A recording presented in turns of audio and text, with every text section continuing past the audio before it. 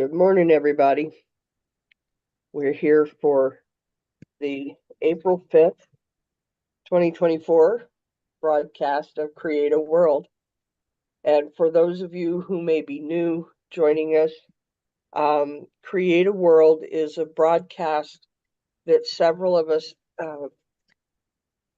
Janice and Tantra, designed as a platform to hear people's conversations on how they were expressing their creativity, their response to what they felt the future is or could be, and just people's response to a lot of things going on in the world, and bringing their ways of encouraging unity and harmony, and how to be all of ourselves in a way that doesn't have to be in conflict or strife or diminishment in any form. So today I get to talk with Janice about her theater production. She is the owner of the Fertile Voice, and I can let her talk about that some, and Power Stories Theater. So she recently, 2 years ago, I think, right after COVID, she put together a one-woman show called My Year of Saying No. She let me watch a video of it, of one of her, initial productions. I think I cried through the whole thing. Not because it was sad, but because it was so freeing. It gave me so much recognition of an articulation of what I'd experienced the last 3 years or a little more in a pretty intense way. And I didn't know how to talk about it. And I didn't know how to find, or when I tried, people were like, what?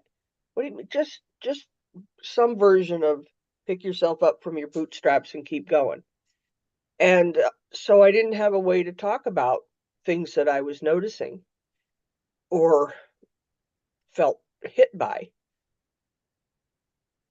And the way the production encouraged exploration and named different phenomenon, I just found it very freeing. I found it to give me some power back. So I'm just so excited. So where do you want to start, Janice? Well, how about if we start with, tell us what it means to do solo theater or one woman show, as I just said, and yeah, just start there. What is that, and how? No, I'm going to ask the questions about exploration after you do that, because I'm real curious how you came up with the ways to express things that were so impactful. So go ahead. What is solo theater, please? Yeah, so and I just want to let everybody know. So I work with Power Stories Theater. I'm that the Fran Powers is actually the person who's in charge of that, and she's been a big part of of my journey. So that's why I want to mention her. Okay. So I had been acting since I was 16 years old. So it's a few decades for those of you who be doing the math. Um, uh, where generally when you do that, you play other people. And I'd done straight plays and I'd done musicals and I'd done one act plays. I'd done all kinds of things. And then when I got involved with Power Stories Theater, when I moved to Tampa, that was my first foray into telling my own story on stage. Um, I had always had in the back of my mind that I wanted to do a one-woman show, and I had actually done two one-woman shows a number of years back, but they were where I was playing different characters, and they were both fictional pieces. in solo theater, like the name implies, is means it's just you. And so, previously in my acting career, I'd been used to being on stage with other people. Hmm. Sometimes a couple other people, sometimes a lot of other people, um, but other people. Um, and in solo theater, it's just you. Some solo theater shows, the person just plays one character, like one character or a narrator or something like that, essentially through the whole thing. Um, the type of solo theater that I was introduced to, that my show is based on, involves one person playing multiple characters. Now, again, I'd done shows where I had played more than one character over the course of a show, but never a show where all of the characters were essentially about me and my life. So the Right. big shifts for me in doing solo theater were, first of all, telling my own story, um, and then playing myself, in lots of different versions of myself. So for those of you who, may want to know a little bit more, so I play some of my emotions, I bring them to life as characters. So like guilt is a character, perfection's a character. I also, bring in, sort of cultural things, so like patriarchy is a character. Um, but they're all played by me. And so that meant learning, strategies and techniques for then bringing those characters to life in a way that an audience can keep track of who I am at any given moment. So that was a big stretch for me, but a lot of fun too. It's not only keep track of, which you did seamlessly, in my opinion, but it was to be clear, here's another character or dynamic or energy that affects human beings, affected you. So you were telling your story, but you were also sort of telling a human story, and and a story about, I guess I'd say, what a lot of women experience, maybe more than men. So it was fascinating to watch you. It was you and your story, but a dynamic, as if it had come alive at the same time. I don't have any kind of theater background except in high school when I painted sets. That was it. But which I loved, but I don't know, it was just fascinating to watch that happen. So how do you figure out how to use your voice or your movements? How do you figure that out? Do you know what I'm asking? I'm having trouble asking what I'm asking. Yeah, no, I think what you're asking is how do I figure out how to use things like voice and movement to basically to create a character that's Yeah. distinct from all the other characters. And that people would know, yeah, it's distinct. It's impacting you as Janice in the play. It's impacting people. So it was almost like there were could be two or three people on the stage at the same time. It was amazing to me. So, from my previous theater experience and theater training, I had learned, a lot about bringing a character to life. And so, so that involves the body. And for me, one of the things that I've always had to figure out, even when I was playing other characters, is you know, how does that character land in my body? How do they stand? How do they sit? How do they cross a room? Um, and it's not until I know that I feel like I really have the character. So I already had that skill that I brought into the work. Um, I also I have been doing some, coaching work with an organization called Newfield, and through them I sort of deepened my investigation of emotion, um, and all of the different aspects and nuances to emotion. So figuring out how to bring out particular emotions related to the character is a piece of it as well. Um, I also, through my various theater roles that I've done, I've had the opportunity to play lots of different characters, and that has often required me to learn how to do an accent. So I'm somebody who's pretty fluent with using different accents. And so I found selecting different accents for different characters was part of what helped sort of really create and cement that character. It also makes it easier for me to know who I'm talking as when I can shift from one voice to another voice to another voice. So it was very fun for me that that was a skill that I was able to leverage in my Yeah. solo show. Wow. Wow. What I was really struck by your vulnerability. You put it all on the plate. And I don't know if that's typical. I don't know, but it doesn't matter if it's typical or not. That's what you did. What gave you the courage to do that? And what was that like? I think so I've spent my adult life working with people. I spent 30 plus years working in public school systems. And so, um, spent a lot of time around teenagers, but also a lot of time around adults. And I think I've always been somebody who's been sensitive to all of the emotional dynamics that run under any particular situation. So I've always been somebody who's very attuned to the fact that there's what you're getting on the surface, and then there's the whole story underneath that's actually creating what's happening on the surface. I certainly had worked with a lot of young people that were struggling with mental health issues.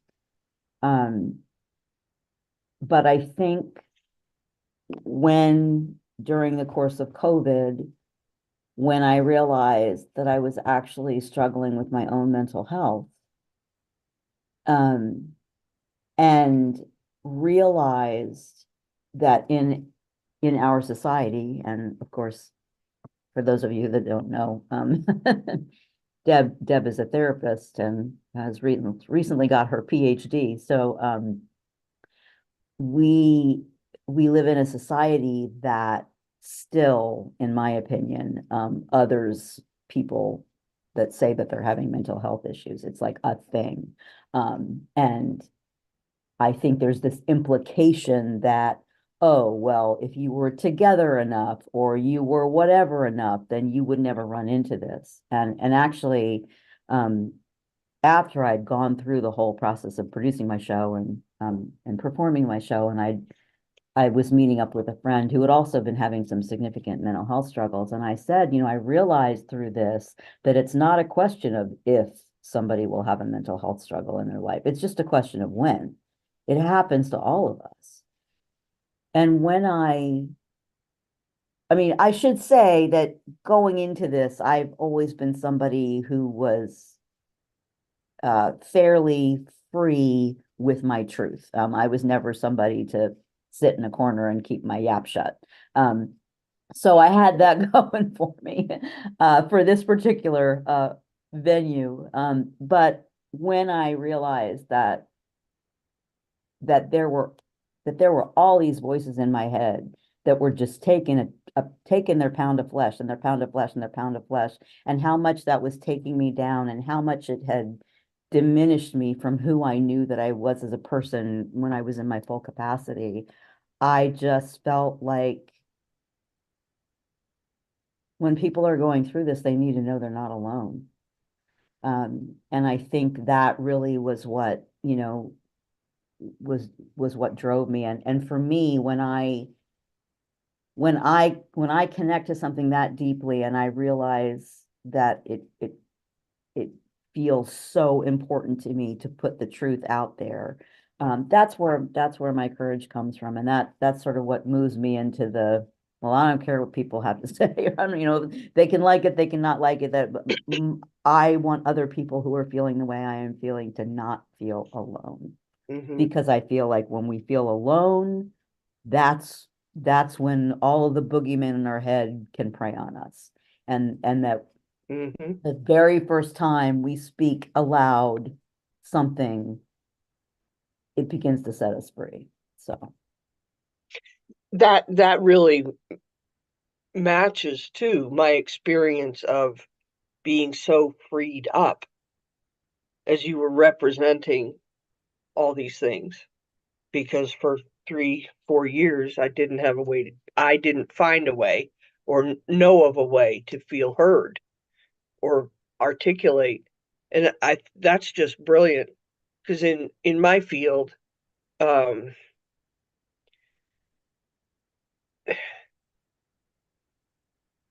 we're trained to put ourselves back there somewhere so we can be just present for the client and I guess a reflection in a way. But then we're also told self-care, self-care, but sometimes those two things clash. And in not just in activity, like, well, I can't be there for you as well as I want to today, but in productivity for the agency or whatever, you know? And so it also, what's the other one that you said something? There's like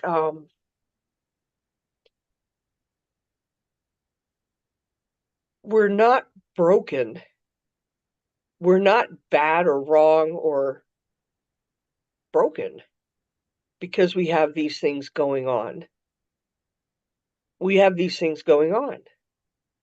And it's something outside of ourselves that results in kind of being turned into a pretzel. And I found that to be illuminated clearly without it being said overtly at all. But that's all of this is like my response to it. What what's been your experience of your audiences, your colleagues, whatever, when you're naming these sabotaging voices, these energies that take your pound of flesh, as you said? What's been your experience about that? I think a lot of people will come up to me after the show and say, "Oh wow, gosh, I really connected with," and from women a lot, I get that they connect with the perfection character, um, because so many of them, like myself, are driven, by this need for everything to be perfect, as if somehow it ever could be, right? With this illusion, I think that creates control, when we know it really doesn't. But I would say a lot of women, um, Yeah. I in this past performance that I just did, I got a really strong response to patriarchy. Even people laughing at the sound cue that I use, which is a Western theme sound cue. Uh, I think a lot of people resonate with, me telling the story of women being expected to be overgivers. That's also something else that they really resonate with. Um, and I've had a lot of people appreciate sort of the physicality that I use to help differentiate characters. And people have commented, well, I knew when perfection was talking, that was perfection, or when guilt was talking, that was guilt. So it's been nice to have that feedback. But for me, what's really gratifying as an artist is when somebody says, I really connected to that character, because that's the whole reason I want that character to be out there, because I want somebody else to connect with them. If I want somebody to watch me battling my demons, so that they then can realize that they can get freedom from those characters as well. Mm-hmm. Mm-hmm. Yep. I for people to say I really related to guilt or perfectionism or whichever one it was, in my mind, that's a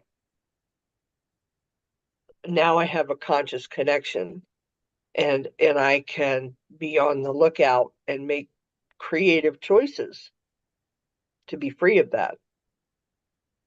Wow. Yeah, there's a real power for me in being able to name something, Mm-hmm. Me too, so yeah.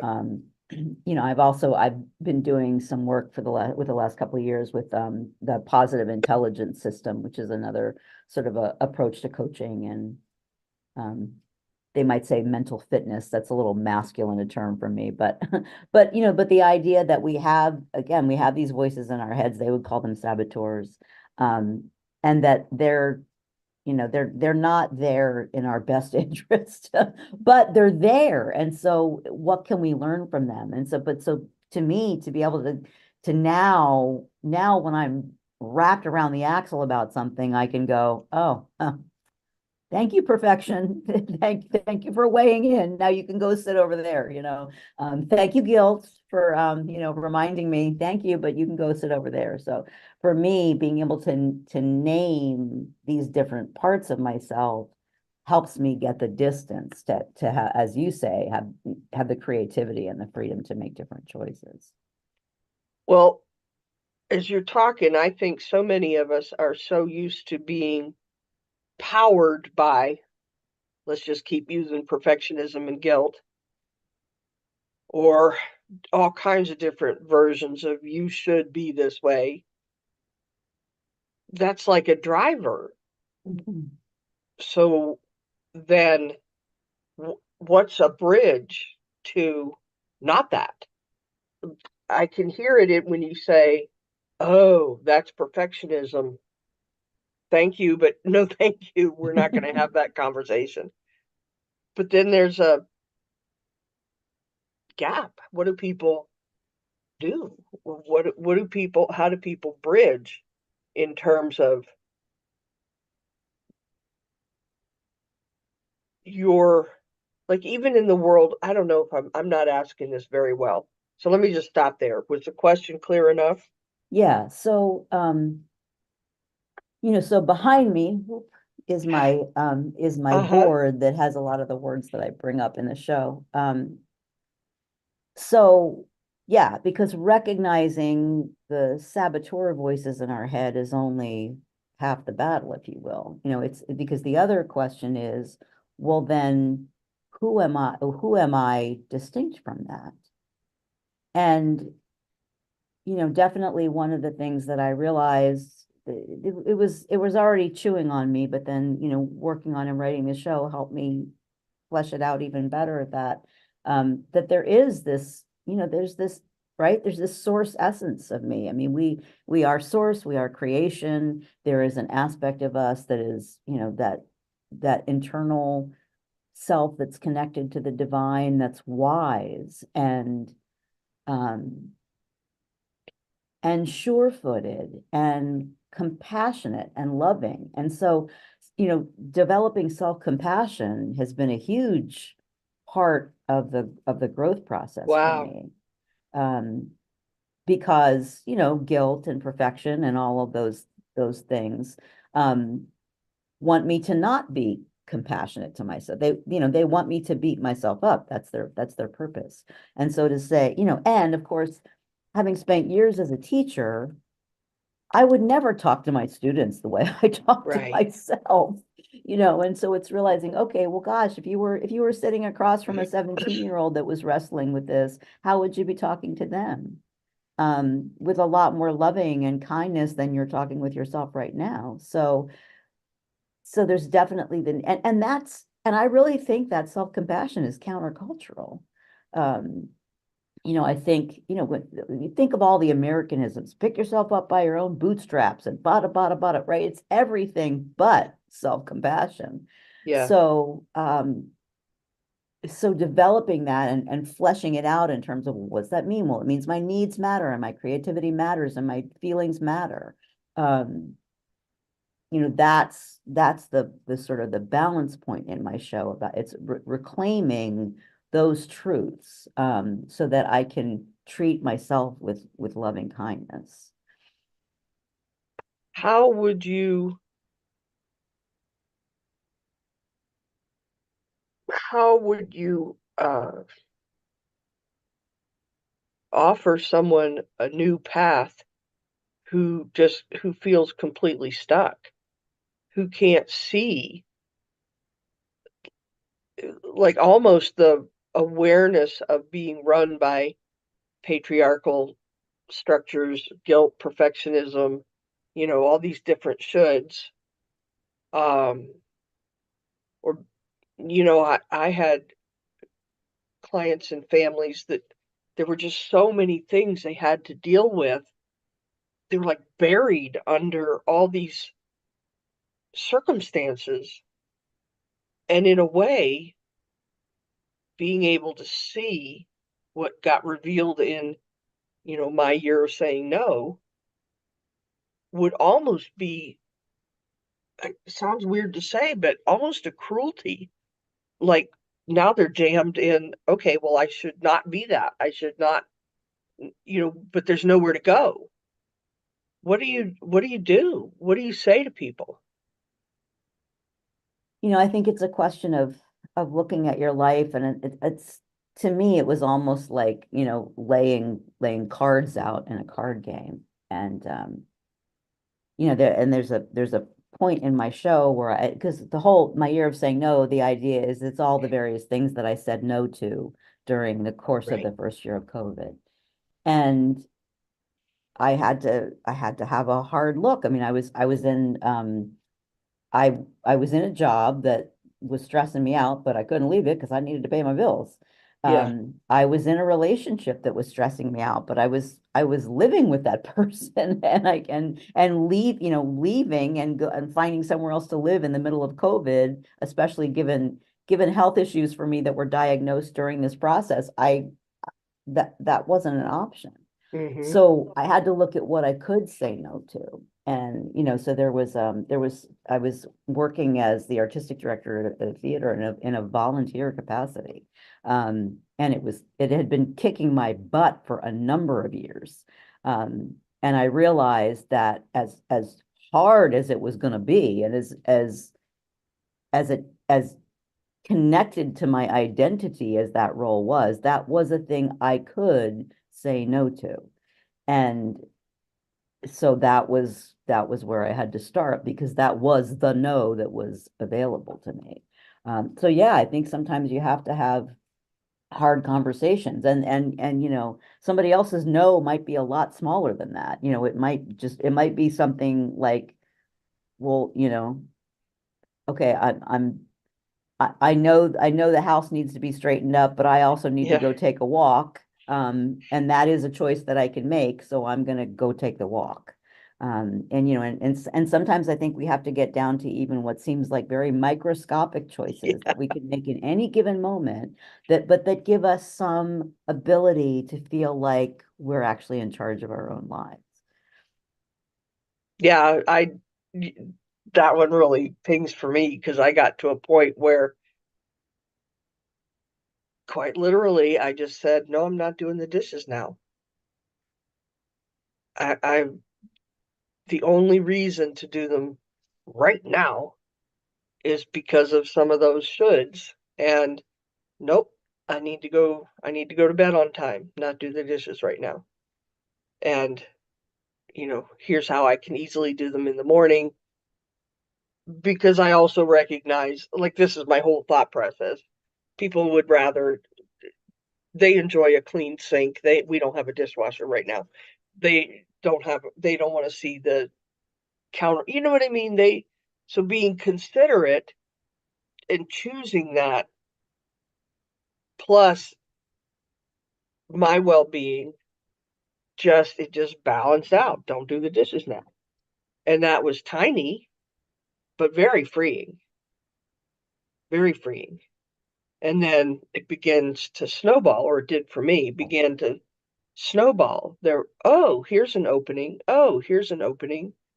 oh, here, well, if I want to accomplish this, how do I do it in a way that takes care of me? So more and more and more I've been developing what I call a how can I mentality, how can I get that done or have that occur?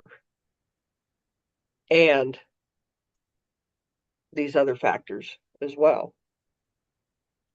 Yeah, and So, because we're each individuals, and what works for us in any given situation is going to be unique to us, and so it's these little tiny things like, okay, well, yeah, I've decided I have to vacuum now, but I'm going to enjoy it more if I put my music on.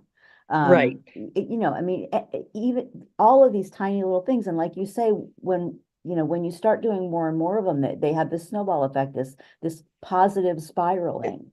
And I think we then train ourselves to see those things more often and to find more opportunities for, oh, how I could make this a little bit more enjoyable, or how I could dread this a little less, or, Tremendously. um, but I think we're so many of us are so used to having lives that are dictated by so many different things that we forget how much individual power we actually have, Hmm. even in the midst of really, really crappy circumstances. But you have to take it back one little bit at a time. You really do. Hmm. And sometimes it can really be challenging when all these different things weave together as the right way to live. And when you start asking questions like, this right way to live isn't printing out that I have the benefit. So who's it the right way to live for? And then the privilege of being able to do it differently. And I don't know. I definitely align with you on everybody's got more individual power than we think, but not necessarily as I'm thinking of big sweeping things like walk away from your job. And for me, all this came about for you during COVID. There were so many terrible things about COVID, but I watched what was going on and I thought there was a lot that, even though it may have felt bad, like being isolated for some people was really, really harsh or whatever, but there were so many things that were interrupted, so many phenomena and dynamics that were interrupted that allowed the kinds of perception that you're talking about individually, socially, in terms of our jobs, working from home. And people were saying, or remotely is what it's called, I suppose, people were saying, wow, I never knew I now have 4 or 5 extra days in my life. And or hours is what I meant. Yeah. So I thought COVID actually interrupted a lot of things in a way that has been really super challenging, but I think very constructive in the long haul and illuminating things that were fixed at one time that now there's beginning to be some malleability. Yeah, a Yeah, lot of it is still in the dread it less category, um, not, feeling alive and creative necessarily, but I think it's constructive. Yeah, and I think what happened to a lot of people, and it's certainly what happened to me, is that, Hmm. especially those of us who sort of prided ourselves on being good girls and good boys and doing what we were, taught to do. Um, First of all, when you're looking death in the face, that's that's a wake-up call. Um, Hmm. there's no doubt about that. Um, and then also, I think when all of a sudden people weren't making that, that painful hour and a half one way to work commute to the office. You know, Mm-hmm. all of these things I think that felt like givens, you know, like, Yeah. well, this is just the way it is. It Yeah. all of a sudden it was like, oh, well, actually, maybe that's not a given. Maybe that's a negotiable. And I think it caused a whole lot of people to decide that their well-being actually mattered. You know, my well-being, whether that is time to myself or time to my family or time with my dog, you know, whatever. You know, not spending 3 hours in the car commuting, whatever, you know, that they realize that their well-being, not only did it matter, but it's an inalienable right, right? I mean, like, it's our right as human beings to feel well and to feel like we can thrive. And again, that's not necessarily what, you know, Mm. what the theys out there want us to believe, but it's true. And I think when you have an experience of that pattern interrupt, there's no going back, right? Pandora's box was open and there's no Mm-hmm. stuffing everything back in the box. Right. Or, as you said, the great they want us to think that how we were being and doing everything was the path to well-being. And it was a constant, unfulfilled promise. And I was in the same place. I just had a complete collapse of health, and which meant collapse of job, which meant collapse of, the whole cascade. And it's real quick that you start seeing how being positioned certain ways um, is equated with your value in society and your value in your family, your value. And it's really, really wild to reconstruct that. Um, it's wild. And I think of people often who the cracks are still kind of imperceptible. It hasn't been as much of an opening as I wish, but I think it's coming. Mhm. And I'm really grateful. I consider it all of this, a lot of the unrest that's happening in, at least in American society, maybe in the world, to be, um, it doesn't look constructive, but I think it is ultimately.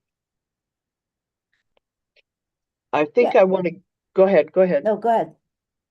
I want to get back to something you said in nearer the beginning. Um, Gave me the impression that this is a new art form. I remember once seeing a snippet of, I think, Lily Tomlin Hmm. doing a one-woman show, Hmm. and that was quite a surprise. I mean, I enjoy Lily Tomlin, but I mean, I had never even thought about a one-person show ever. So, what do you want to say about that? About you jumped into something brand new and you're using it as a tool for expressing valuable ideas, but you're using it as a tool for beginning to build new areas of your own life, Hmm. plus whatever else there is that I don't see. What do you want to say? Will you say? Yeah, so I think it's all part of the conversation we were just having, which is that as I realized that I was so buried under all of these shoulds, I also I know for me that that curiosity has always been a part of what helps me thrive. Mm, And I like to learn new things. And I realized, so what happened was this Power Stories Theater that I work with, they put out a call for they decided during COVID, because they really couldn't do the live theater that they were used to doing, that they were going to do a festival, and they put out calls for people to submit plays for this festival that they were going to be doing, much of which was going to be virtual. I actually did mine in the theater and live streamed it to a small audience, but and so it sort of presented an opportunity, and I'm like, okay, well, I need to, this is my shot. So I wrote a Wow. story. I powered through and I knocked it out in about 4 days. Um, Wow. but really what I had was a narrative story and not a play. And I submitted it. It got selected. I was kind of surprised about it. And then I was like, oh God, now I have to do this thing. And Wow. so I went in search of, what I could learn about solo theater. And I stumbled upon this amazing coach, Jessica Lynn Johnson, Soaring Solo Theater, who I've actually interviewed on Creative World. And she was the one really who helped me turn it into a play. But what I realized as I got into doing the work with Jessica and taking some classes through her organization was that I was starving for something new.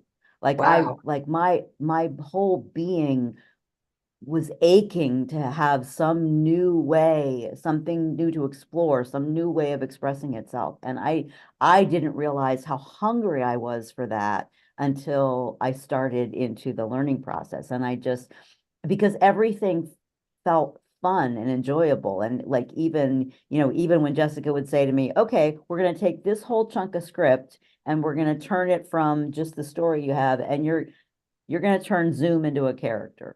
What would Zoom actually say? And I'd be like, oh, and I mean, some people might dread an assignment like that, but I relished it. It was just such food for my soul, my creative expression. And so, Right.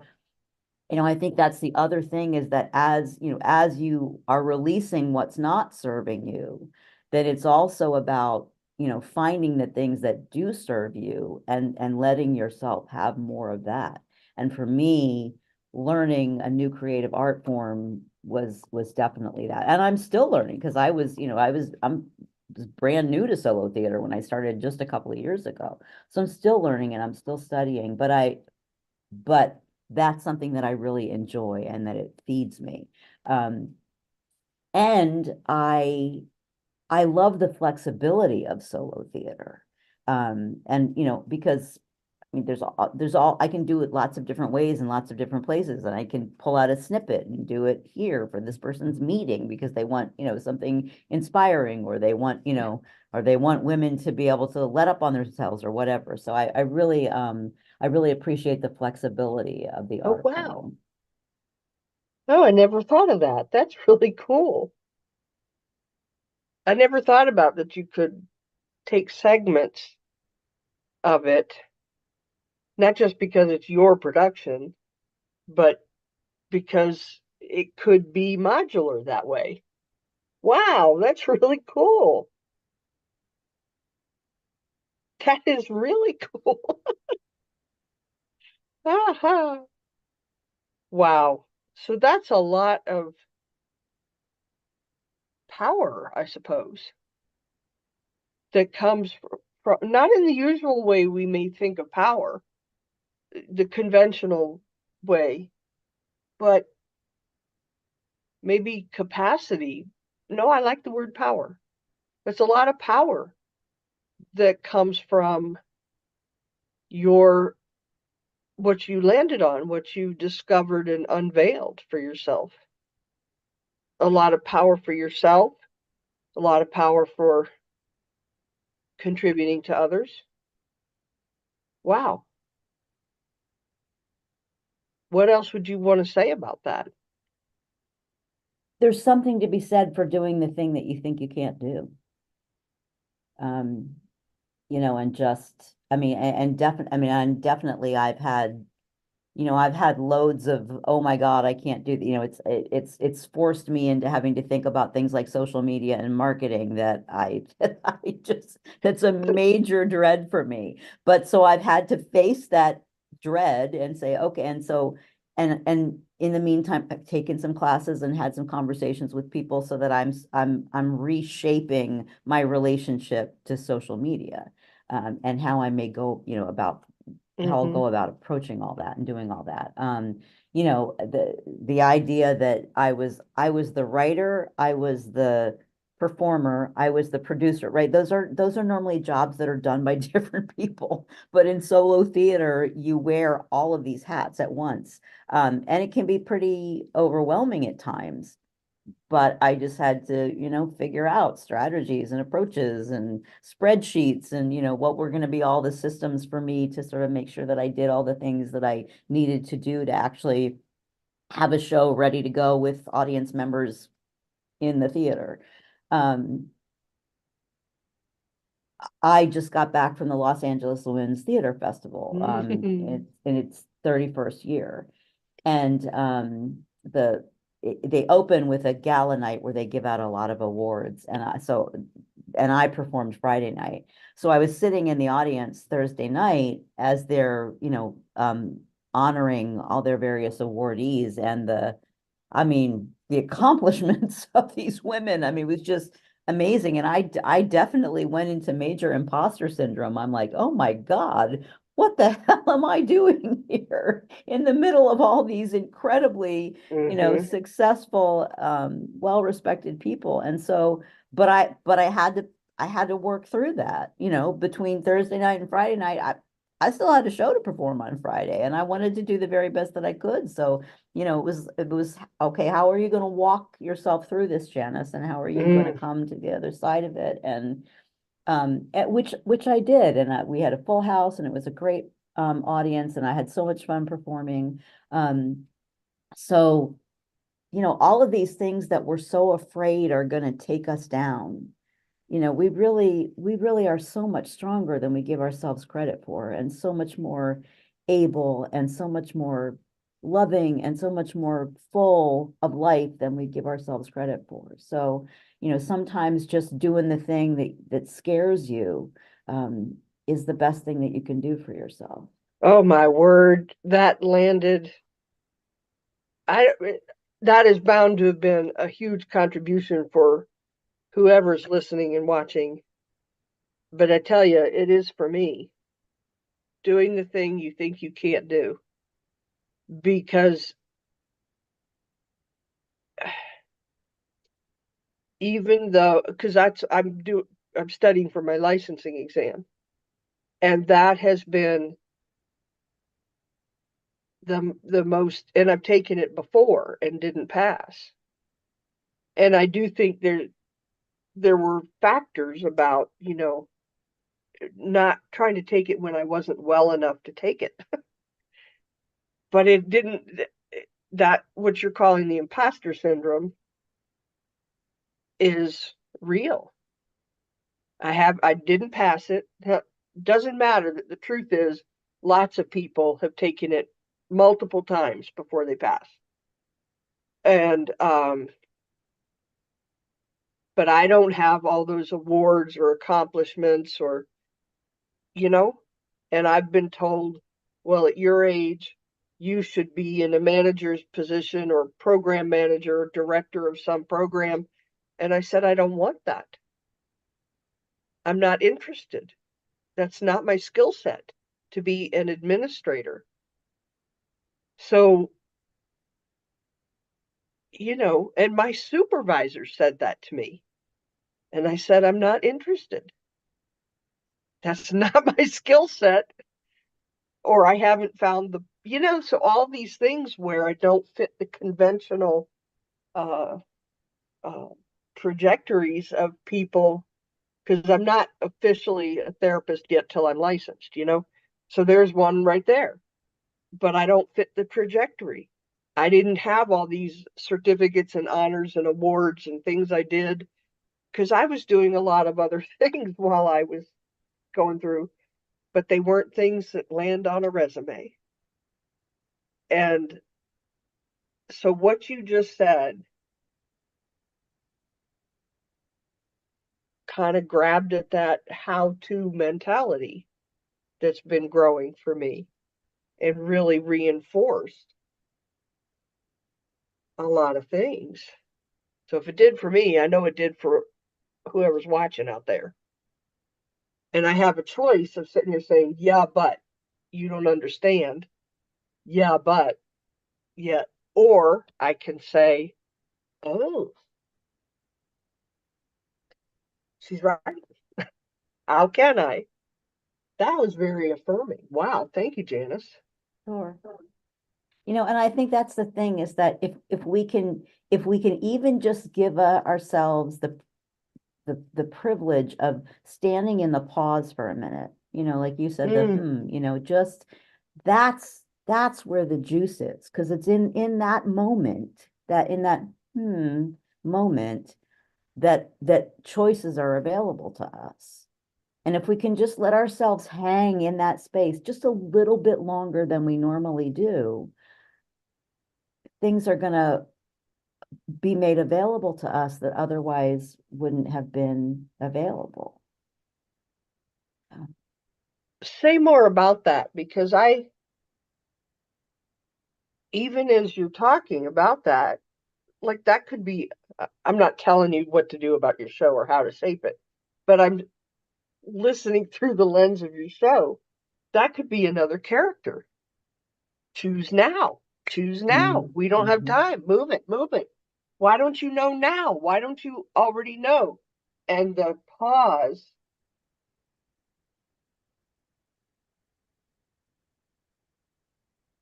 as powerful as that is and creative, that can feel really risky. Mm-hmm. So, how does one how does one do or be that? I don't. Yeah, I talk at the end of my show about the blank page being daunting, but it's also pregnant with possibility. And yeah, we've been, again, I think, and for many of us that live in the United States, if we have any level of means, we probably have lives that are incredibly overscheduled. Um, and even if we don't live lives that are incredibly overscheduled, the threat of being incredibly overscheduled is ever present in our face, and it's something we have to consciously reject. Mm-hmm. And I'm still, I mean, even though I've wrote the show called My Year of Saying No, and I've been performing it now for 2 years, I am still working on the actual skill of saying no to things. Um, and so, yeah, because and I think, we have to remember that as the animals of the human being that we are, um, choice is scary and fraught with disaster, in terms of biological survival. Gotta, choose the right mushroom or, you know, so, so we're not necessarily evolutionarily primed to go, oh, yay, choice, or oh, yay, empty space that I have to fill. And yet that's where all the juice is. I mean, that's where the gold is. Yeah. To be able to just take a moment and go, okay, well, because I think what happens oftentimes is we feel like we're stuck between an A and a B. But if we stop for a minute and we step back and breathe, all of a sudden C pops up as a possibility, and it's vastly better than A or B. But we do have to take that pause, I think, to allow our creative self, our higher self, to whisper in our ear, oh, there's another Mm-hmm. way, there's another way. Yep. That sounds, yeah. Because there's a Tandra used to always talk about the rabbit in Alice in Wonderland. I'm late for a very important date. And that really is how a lot of us live, not because we're consciously choosing it, but that's how we've been primed, conditioned for. And yeah, the idea of a pause or once, like there's a lot that's really constructive for me, life enhancing about being in the uh, different conditions that I'm in now because I'm not in slipstreams that are going to automatically lead to being overscheduled. And there's some things about it that's scary to go back or get into whatever I'm calling a job, for example, or generating that, because that's what, everybody wants you to participate and do and do and do and do. And say, nope, this is my activity level until and unless I hit like your thing, your creative uh, draw. It drew you out and was fed you to be creative, doing something you wouldn't have otherwise come across. Right. So, yeah, that pause phenomenon is pretty important. Wow. Pretty important. Mm. So we've got just a couple more minutes, Janice. One of the things I'm interested in is how can people see your show? Obviously, if they're in whatever area you're going to be in, which I don't know where you are in that. But what if they're not? How how do people get hold of your show? Yeah, so I am performing in another festival in June in Sarasota, Florida. But I am working on making a recording available for purchase. And I'm hoping maybe by the end of the calendar year that will be Okay. that will be available. Because I do want people to be able to access it from anywhere they are. It's They were messages that were very important for me to discover, and I want to be able to share them with other people as much as Yeah. I can. Yeah. Yeah. The things that you've got in there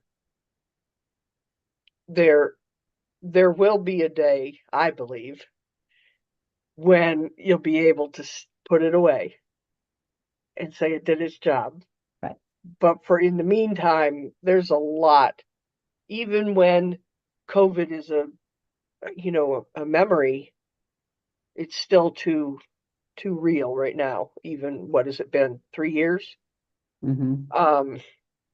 It's still too alive.